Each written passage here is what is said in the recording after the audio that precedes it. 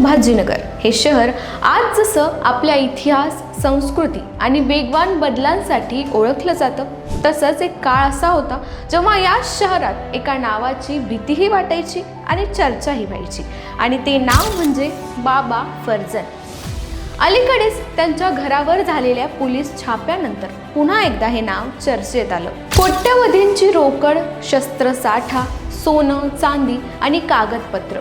पण प्रश्न असा आहे की हा बाबा फर्जंद नेमका कोण होता? तो डॉन कसा बनला? कामगार नेता म्हणून त्याची ओळख कशी तयार झाली? आणि शहराच्या गुन्हेगारी विश्वात त्याचा दबदबा इतका कसा वाढला? आणि यावरच आपण आज चर्चा करणार आहोत.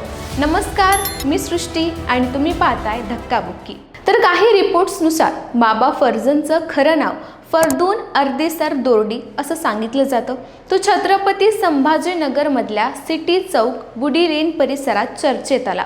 काही बातम्यांमध्ये त्याचा संबंध एका बर्फाच्या कारखान्याशी जोडला गेला आहे, तर काहींमध्ये तो सुरुवातीपासूनच प्रभावशाली आणि आक्रमक स्वभावाचा माणूस म्हणून सांगितलं जाते. 1980चं दशक आणि 1990चं सुरुवातीचं दशक हा काळ शहरात तणावाचा होता. दंगली, स्थानिक संघर्ष, राजकीय वाद आणि गुन्हेगारी टोळ्यांचा प्रभाव. अशा वातावरणात अनेक लोकांची नावं पुढे येतात आणि बाबा फर्जंदचं नावही अशाच काळात पहिल्यांदा पुढे आलं. 1986 आणि 1988 या दंगलीमध्ये बाबा फर्जंदचं नाव चर्चेत आलं. त्या काळात त्याने स्वतःला हिंदू नेता म्हणून सादर करण्याचा प्रयत्न केला असा उल्लेखही काही बातम्यांमध्ये आहे. पण ही प्रतिमा आणि त्यामागची वास्तवातील ओळख यात मोठा फरक होता. त्याच्यावर सिटी चौक आणि सिडको पोलीस ठाण्यात हत्येचा प्रयत्न, अपहरण आणि जीवघेणी मारहाण यांसारखे गंभीर गुन्हे दाखल झाल्याचंही रिपोर्ट्समध्ये नमूद आहे. म्हणजे एका बाजूला तो समाजात ओळख मिळवण्याचा प्रयत्न करत होता, तर दुसऱ्या बाजूला गुन्हेगारी खटल्यांची सावली त्याच्या मागे होती. आणि याच काळात 1986च्या दंगलीत त्याच्या घरावर हल्ला झाल्याचा आणि त्यानंतर त्याने छर्र्याच्या बंदुकीतून फायरिंग केल्याचा उल्लेखही काही बातम्यांमध्ये दिसून येतो. आणि या घटनांमुळे त्याची प्रतिमा आणखी कठोर, धोकादायक अशी बनत गेली. मग आता प्रश्न असा येतो, त्याला बाबा हे नाव कसं मिळालं? तर काही रिपोर्ट्सनुसार एका मोठ्या उद्योजकाने त्याला हे टोपण नाव दिलं आणि नंतर तेच नाव त्याची ओळख बनलं. एकदा हे नाव लोकांच्या तोंडी बसलं की मग तो फक्त फर्दून दोर्डी राहिला नाही, तर झाला बाबा फर्जंद. आणि हे नाव फक्त प्रेमाने किंवा आदराने पडलेलं टोपण नाव नव्हतं, ते एक प्रभावशाली, धक्कादायक आणि मध्यस्थी करणाऱ्या व्यक्तिमत्वाचं प्रतीक बनत गेलं. आणि नंतर मग शहरात कुणाचं भांडण असेल, कुणाचं युनियन प्रॉब्लेम असेल, कुणाला मालकांशी बोलायचं असेल, अशा अनेक प्रकरणांमध्ये त्यांचं नाव पुढे यायचं. 1990च्या दशकात बाबा फर्जंदने आपला मोर्चा कामगार संघटनांकडे वळवल्याचं काही रिपोर्ट्समध्ये सांगितले गेले आणि हाच त्याच्या आयुष्यातला मोठा टर्निंग पॉइंट होता. गुन्हेगारी प्रतिमेसोबत तो आता एक कामगार नेता म्हणूनही पुढे यायला लागला होता. तो विविध कंपन्यांतील युनियन आणि मालकांमध्ये मध्यस्थी करायचा. काही वेळा आंदोलने थांबवणे, काही वेळा मजुरांवर दबाव टाकणे आणि काही वेळा व्यवस्थापनाशी थेट बोलणी करणे. अशा प्रकारे या सगळ्या कामांमध्ये त्याची भूमिका वाढत गेली. याच काळात त्याचे शहरातील अनेक उद्योजक, HR अधिकारी आणि उच्चपदस्थांशी संबंध असल्याचा उल्लेख आहे. म्हणजे तो केवळ रस्त्यावरचा डॉन नव्हता, तो टेबलवर बसून बोलणारा आणि गरज पडली तर दबाव टाकणारा माणूस म्हणूनही ओळखला जायचा. बाबा फर्जंदचा आणखी एक वेगळा पैलू म्हणजे त्याचा लोकांमधील प्रभाव. रिपोर्ट्समध्ये म्हटलं आहे की त्याला पतंग उडवण्याची फार आवड होती.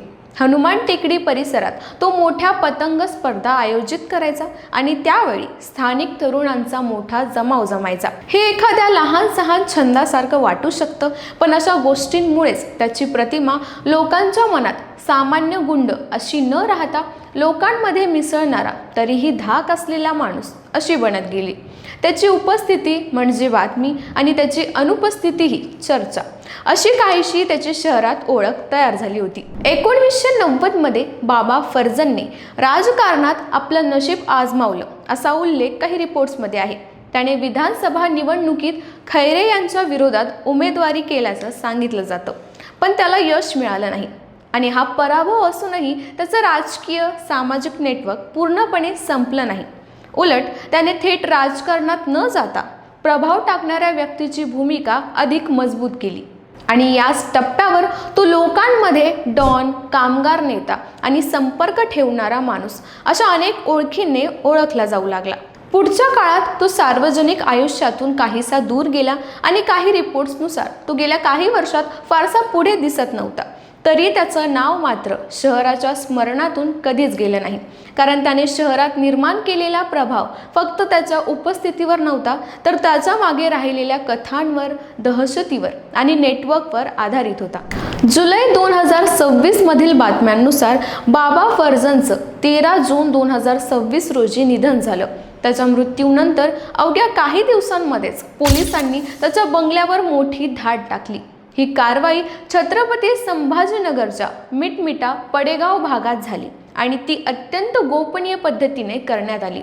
या छाप्यात पोलिसांना सुमारे 5.26 कोटी रुपये रोकड, सोनं, चांदी, रायफल्स, पिस्तुली, हजारो काडतुसे आणि अनेक कागदपत्र सापडल्याचं बातम्यांमध्ये नमूद आहे।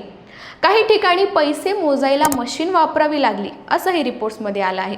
ही धाड केवळ पोलीस कारवाई नव्हती, तर ती एका प्रकारे जुन्या डॉनच्या आयुष्यावर प्रकाश टाकणारी घटना ठरली, कारण मृत्यूनंतरही त्याच्या बंगल्यातून एवढं मोठं घबाड मिळणं हेच सांगत होतं की त्याची आर्थिक आणि सामाजिक पकड किती मजबूत होती। म्हणून बाबा फर्जंद यांची ही फक्त एक गुन्हेगारी कथा नाही, ती आहे दंगे, दहशत, कामगार संघटना, राजकीय महत्त्वाकांक्षा, शहरातील नेटवर्क आणि मृत्यूनंतरही उलगडत राहिलेल्या संपत्तीची कथा। एक व्यक्ती कसा काळाच्या विशिष्ट टप्प्यावर भीतीचं आणि आकर्षणाचं दोनही केंद्र बनतो, याचं हे जिवंत उदाहरण आहे।